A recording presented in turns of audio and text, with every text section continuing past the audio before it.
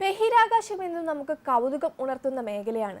ഗ്രഹങ്ങൾക്കും ഉപഗ്രഹങ്ങൾക്കും ഇടയിലുള്ള ശൂന്യമായ പ്രദേശത്തെയാണ് ബഹിരാകാശം അഥവാ ശൂന്യാകാശം എന്ന് വിളിക്കുന്നത്.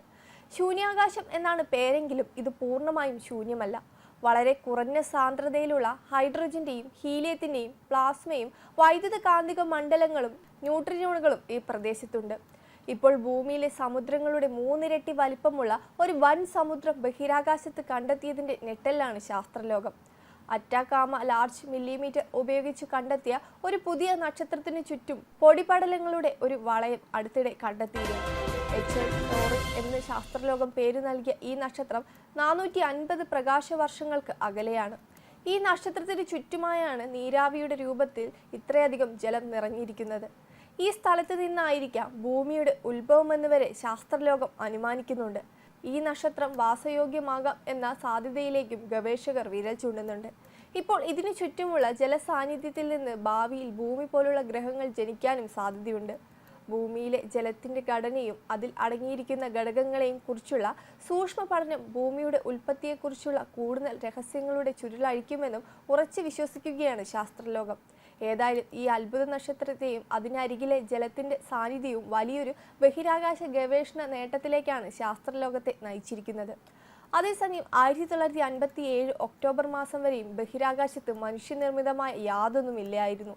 എന്നാൽ ഒക്ടോബർ 4-ന് സോവിയറ്റ് യൂണിയൻ സ്പുട്നിക് 1 എന്ന കൃത്രിമ ഉപഗ്രഹം വിക്ഷേപിച്ചതോടെ ബഹിരാകാശത്തും മനുഷ്യനിർമ്മിത വസ്തുവെത്തി. 58 സെന്റിമീറ്റർ ഡയാമീറ്റർ ഉണ്ടായിരുന്ന ഒരു ഉപഗ്രഹത്തെ ഭാരം 83.6 kg ആയിരുന്നു. ഇന്ന് 67 വർഷങ്ങൾക്ക് ശേഷം 9494 സജീവ കൃത്രിമ ഉപകരണങ്ങളാണ് ബഹിരാകാശത്തുള്ളത്. ബഹിരാകാശത്ത് നിന്നുള്ള ചിത്രങ്ങൾ പലപ്പോഴും നമ്മളിൽ കൗതുകം സൃഷ്ടിക്കുന്നതാണ്, പ്രത്യേകിച്ചും നാസ പുറത്തുവിടുന്ന ചിത്രങ്ങൾ. അതേസമയം കഴിഞ്ഞ ആഴ്ച ദീർഘകാലത്തെ ഗവേഷണത്തിനൊടുവിൽ പുതിയ രക്തഗ്രൂപ്പ് തിരിച്ചറിഞ്ഞിരുന്നു ശാസ്ത്രലോകം. മാൽ എന്ന് പേരിട്ട പുതിയ രക്തഗ്രൂപ്പിന്റെ കണ്ടെത്തലോടെ 50 വർഷം പഴക്കമുള്ള നിഗൂഢതയ്ക്ക് പരിഹാരമായി.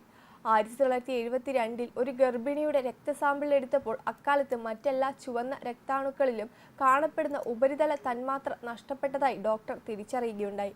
50 വർഷത്തിനു ശേഷം ഈ തന്മാത്രയുടെ വിചിത്രമായ അഭാവം മനുഷ്യരിൽ ഒരു പുതിയ രക്തഗ്രൂപ്പ് നിലനിൽക്കുന്നുണ്ടെന്ന യാഥാർത്ഥ്യത്തിലേക്ക് ഗവേഷകരെ എത്തിച്ചത്.